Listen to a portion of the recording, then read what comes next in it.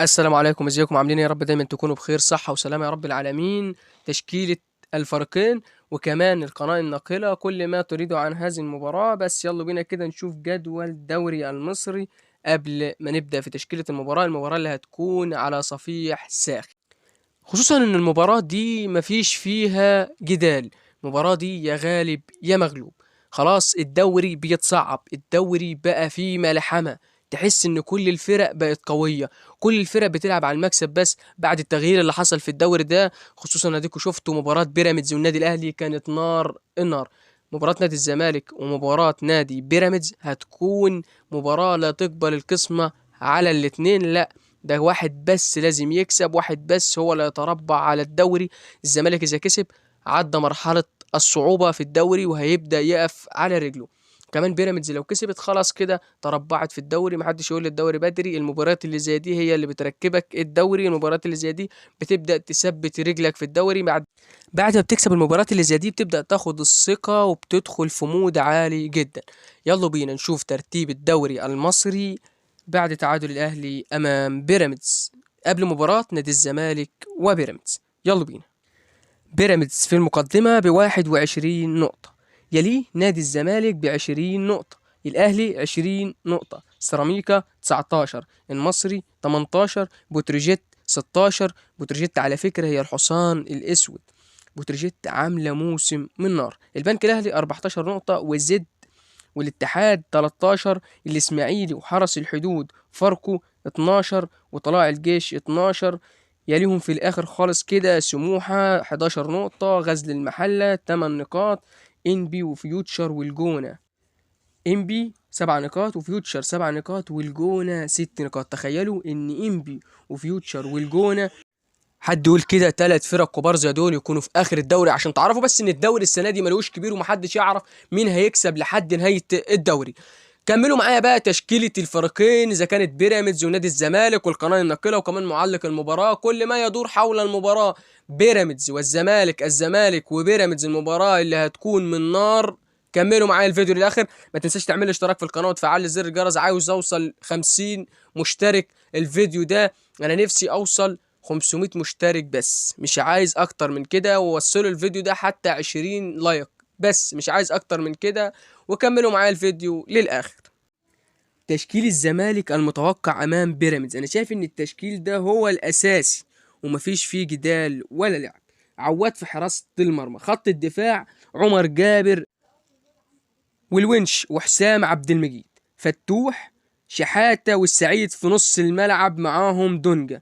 في الخط الأمامي بقى أكيد زيزو وشلبي. في الهجوم ناصر منسي. أنا كان من رأيي واحد بس المفروض اللي يكون موجود بدل ناصر منسي، كان ينزل الجزيري، خصوصا لأن الجزيري قوي، بيعرف يستلم تحت ضغط مدافعين نادي بيراميدز اللي هم مش سهلين جدا. اللي احنا نتعرف على تشكيلة نادي بيراميدز في الفيديو ده ان شاء الله. بس المشكلة هنا كنت نازل الجزيري يهد الدفاع بمعنى الكلمة، بعد كده تنزل بناصر منسي، وناصر منسي بيحب ينزل في الدقايق الأخيرة. في آخر 20 دقيقة ناصر منسي بيعرف يثبت نفسه، لكن ما تحطليش ناصر منسي من أول المباراة. خصوصا لعيبة نادي بيراميدز قوية، محتاجة اللعيب القوي، والجزيري قوي محتاج يلعب في ماتش نادي بيراميدز الجاي. هو ده اللي بس الغلطة الوحيدة، بس تشكيل متميز جدا، وإن شاء الله نادي الزمالك يدخل المباراة دي ويخلص بدري بدري. تعالوا بينا كده نشوف قناة الناقلة وكمان تشكيلة نادي بيراميدز اللي هتكون في المباراة القوية دي. يلا بينا. تعالوا بس قبل ما اعرفكم التشكيلة نعرف بدلاء ودكة نادي الزمالك.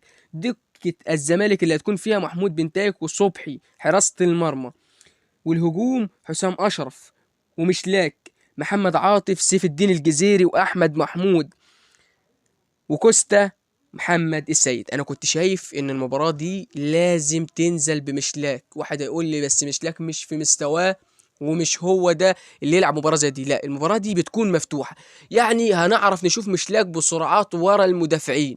ويا ريت كريستيان جروس ينزل مشلاك في المباراة دي، خصوصا لأن هي دي مباريات مشلاك اللي هو جاي يلعب في خط الدفاع بسرعته بقوته، محتاجينه في المباراة دي. يا ريت نادي الزمالك يعرف كريستيان جروس ان اللاعب ده لازم ينزل، وان شاء الله ينزل في المباراة دي ويعمل الفارق ده لو نزل. يلا بينا بقى نشوف تشكيلة نادي بيراميدز، كمان القناة الناقلة كل ما يدور حول المباراة دي. بس ما تنساش تعمل اشتراك في القناة وتفعل زر الجرس حتى يصلك كل جديد أول بأول. تشكيل نادي بيراميدز: حراسة المرمى أحمد الشناوي، خط الدفاع الشيبي وعمر جابر وأحمد سامي وحمدي، في خط النص قطة توريه والكارتي، في خط الهجوم مصطفى فتحي فيستون مايلي وابراهيم عادل. شايفين التشكيل عامل ازاي؟ الله يكون في عون الزمالك في المباراة دي. موعد مباراة الزمالك وبيراميدز يوم الجمعة 31 يناير 2025 على ملعب 30 يونيو. الدفاع الجوي ضمن مرحلة الموسم العادي من بطولة الدوري المصري لكرة القدم، في تمام الساعة 7 مساء بتوقيت مصر. يا رب نشوف مباراة كويسة، مباراة تكون قوية تليق بالفرق الكبيرة. ويا ريت الحكام تركز شوية في المباريات دي، لأن بيبقى فيه عليهم سبوت كده. المباريات دي بتحب التركيز، لأن الجمهور كله بيبقى مركز، واللي بيسمع وما بيسمعش حتى ماتشات ويروح يسمع المباريات الحلوة اللي بتمتع زي دي. أتمنى للجمهور نادي الزمالك إنهم يشوفوا مباراة كويسة، كل الجماهير تتمتع بالمباراة دي. لحد هنا أكون وصلت لنهاية الفيديو. ما تنساش تعمل اشتراك في القناة وتفعل زر الجرس حتى يصلك كل جديد. نفسي أطلع من الفيديو ده وأنا مكمل 500 مشترك، بس مش طالب منكم كتير وانتوا قدها ودود إن شاء الله. لحد هنا، والسلام عليكم ورحمة الله وبركاته.